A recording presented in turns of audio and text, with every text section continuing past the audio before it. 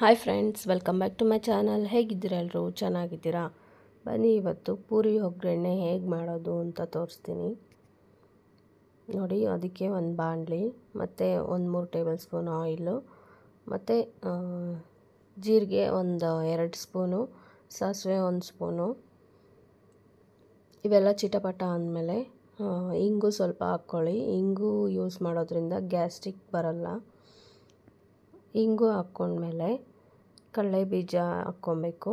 ಕಡಲೆ ಬೀಜ ಒಂದು 4 ಸ್ಪೂನು ಮತ್ತು ಕಡಲೆಪಪ್ಪು ಒಂದು 4 ಸ್ಪೂನು. ಇವೆರಡನ್ನೂ ಚೆನ್ನಾಗಿ ಆಯಿಲಲ್ಲಿ ಫ್ರೈ ಮಾಡ್ಕೋಬೇಕು. ಇವೆರಡು ಚೆನ್ನಾಗಿ ಫ್ರೈ ಮಾಡ್ಕೊಂಡ್ಮೇಲೆ ಬೇಕಂದರೆ ಇನ್ನೊಂದು ಸ್ವಲ್ಪ ಕಡಲೆಪಪ್ಪು ಹಾಕ್ಕೊಬೋದು, ಟೇಸ್ಟ್ ಚೆನ್ನಾಗಿರುತ್ತೆ. ಹಾಗೆ ನನ್ನ ಚಾನಲ್ ನೋಡ್ತಾ ಇರೋರು ಸಬ್ಸ್ಕ್ರೈಬ್ ಮಾಡ್ಕೊಂಡು ನೋಡಿ, ಲೈಕ್ ಮಾಡಿ, ಶೇರ್ ಮಾಡಿ, ಕಮೆಂಟ್ ಮಾಡಿ. ಪಕ್ಕದಲ್ಲಿರೋ ಬೆಲ್ ಐಕನ್ನ ಕ್ಲಿಕ್ ಮಾಡ್ಕೊಳ್ಳಿ, ನೋಟಿಫಿಕೇಷನ್ ಬರುತ್ತೆ. ಇವೆಲ್ಲ ಚೆನ್ನಾಗಿ ಹುರ್ಕೊಂಡ್ಮೇಲೆ ಕಡಲೆ ಬೀಜ ಎಲ್ಲ ಚೆನ್ನಾಗಿ ಹುರ್ಕೊಬೇಕು. ಆಮೇಲೆ ಇದಕ್ಕೆ ಬೇಕಾಗಿರೋದು ಬೆಳ್ಳುಳ್ಳಿ ಮತ್ತು ಬ್ಯಾಡಗಿ ಮೆಣಸಿನ್ಕಾಯಿ, ಕರಿಬೇವು ಇಷ್ಟೇ. ಬೆಳ್ಳುಳ್ಳಿ ಒಂದು ಫುಲ್ ತೊಗೊಂಡಿದ್ದೀನಿ ನೋಡಿ, ಈ ಥರ ಆಗಬೇಕು. ಕಡಲೆ ಬೀಜ ಮತ್ತು ಕಡಲೆಪಪ್ಪು ಎಲ್ಲ ಚೆನ್ನಾಗಿ ಹುರ್ಕೊಬೇಕು. ಚೆನ್ನಾಗಿ ಹುರ್ಕೊಂಡ್ಮೇಲೆ ಬೆಳ್ಳುಳ್ಳಿ ಹಾಕ್ಕೋಬೇಕು. ಬೆಳ್ಳುಳ್ಳಿ ಒಂದು ಫುಲ್ ತೊಗೊಂಡಿದ್ದೆ ನಾನು. ಫುಲ್ ತೊಗೊಂಬಿಟ್ಟು ಬಿಡಿಸ್ಕೊಂಡು ಚಚ್ಕೊಂಡು ಇಟ್ಕೊಂಡಿದ್ದೀನಿ. ಬೆಳ್ಳುಳ್ಳಿ ಮತ್ತು ಬ್ಯಾಡಗಿ ಮೆಣಸಿನ್ಕಾಯಿ, ಕರಿಬೇವು ಇಷ್ಟು ಹಾಕ್ಕೊಂಡು ಬೆಳ್ಳುಳ್ಳಿ ಹಸಿ ವಾಸನೆ ಹೋಗೋವರೆಗೂ ಚೆನ್ನಾಗಿ ಹುರ್ಕೋಬೇಕು ನೋಡಿ. ಬೆಳ್ಳುಳ್ಳಿ ಮತ್ತು ಒಣಮೆಣ್ಸಿನ್ಕಾಯಿ ಇವೆಲ್ಲ ಚೆನ್ನಾಗಿ ಹುರ್ಕೊಂಡ್ಮೇಲೆ ಬೆಳ್ಳುಳ್ಳಿ ಚೆನ್ನಾಗಿ ಹುರ್ಕೋಬೇಕು. ಅದು ಹಸಿ ವಾಸನೆ ಹೋಗೋವರೆಗೂ ಚೆನ್ನಾಗಿ ಹುರ್ಕೊಂಡ್ರೆ ಈಗ ಪೂರಿ ಒಗ್ಗರಣೆಗೆ ಚೆನ್ನಾಗಿರುತ್ತೆ. ಈ ಟೀ ಟೈಮ್ ಸ್ನ್ಯಾಕ್ಸ್ಗಾದರೆ ಸೂಪರಾಗಿರುತ್ತೆ ಇದಂತೂ. ನೀವು ಕೂಡ ಟ್ರೈ ಮಾಡಿ ನೋಡಿ, ಚೆನ್ನಾಗಾಗುತ್ತೆ ನೋಡಿ. ಇದೆಲ್ಲ ಚೆನ್ನಾಗಿ ಹುರ್ಕೊಂಡ್ಮೇಲೆ ಅರಿಶಿನ 1 ಟೇಬಲ್ ಸ್ಪೂನು,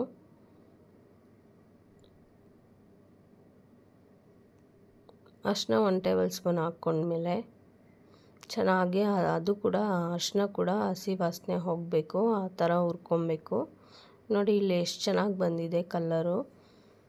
ಇದಾದಮೇಲೆ ಖಾರದ ಪುಡಿ 1 ಟೇಬಲ್ ಸ್ಪೂನ್ ಆಗೋಷ್ಟು ನೀವು ಖಾರ ನೋಡ್ಕೊಂಡು ಹಾಕ್ಕೊಳ್ಳಿ. ಖಾರ ಹಾಕ್ಕೊಂಡ್ಬಿಟ್ಟು ಅದನ್ನು ಅಷ್ಟೇ ಚೆನ್ನಾಗಿ ಹುರ್ಕೋಬೇಕು. ಕಲ್ಲರ್ ನೋಡಿ ಚೇಂಜ್ ಆಗ್ತಾ ಬರ್ತಾಯಿದೆ. ಪೂರಿ ಒಗ್ಗರಣೆಗೆ ಇಷ್ಟೇ ಫ್ರೆಂಡ್ಸ್, ಯಾರು ಬೇಕಾದರೂ ಮಾಡ್ಬೋದು ಇದನ್ನು, ಇಷ್ಟು ಈಸಿಯಾಗಿದೆ. ಇದಾದಮೇಲೆ ಸಾಲ್ಟು ನೋಡ್ಕೊಂಡು ಹಾಕ್ಕೊಳ್ಳಿ. ನಾನಿಲ್ಲಿ ಪೂರಿ ಸಾಲ್ಟ್ದೇ ಯೂಸ್ ಮಾಡ್ತಾ ಇರೋದು, ಸೊ ನೋಡ್ಕೊಂಡು ಹಾಕ್ಕೊಬೇಕು. ನಾನಿಲ್ಲಿ 1 ಟೇಬಲ್ ಸ್ಪೂನ್ ಯೂಸ್ ಮಾಡಿದ್ದೀನಿ ಸಾಲ್ಟು. ಅದು ಸಾಲ್ಟ್ ಹಾಕ್ಕೊಂಡ್ಮೇಲೆ ಚೆನ್ನಾಗಿ ತಿರುಗಿಸ್ಕೋಬೇಕು. ಚೆನ್ನಾಗಿ ತಿರುಗಿಸ್ಕೊಂಬಿಟ್ಟು ಸ್ವಲ್ಪ ಬಿಸಿ ಆರೋವರೆಗೂ ಬಿಡಿ. ಆಮೇಲೆ ಕಡಲೆ ಪೂರಿ ಹಾಕ್ಕೊಂಡು ಹುರ್ಕೋಬೇಕು. ಕಡಲೆಪುರಿ ಹಾಕ್ಕೊಂಬಿಟ್ಟು ಚೆನ್ನಾಗಿ ಮಿಕ್ಸ್ ಮಾಡ್ಕೊಬೇಕು ನೋಡಿ. ಮಿಕ್ಸ್ ಮಾಡ್ಕೊಂಡ್ರೆ ಈ ಥರ ಆಗುತ್ತೆ ನೋಡಿ. ಈ ಥರ ತಿರುಗಿಸ್ಕೊಂಡ್ರೆ ಆಯಿತು, ಪೂರಿ ಒಗ್ಗರಣೆ ಆಯಿತು ಫ್ರೆಂಡ್ಸ್. ಪೂರಿ ಒಗ್ಗರಣೆ ಆಗಿದೆ. ಹೀಗೆ ನನ್ನ ಚಾನಲ್ನ ಸಪೋರ್ಟ್ ಮಾಡ್ತಾಯಿರಿ. ಧನ್ಯವಾದಗಳು ಫ್ರೆಂಡ್ಸ್.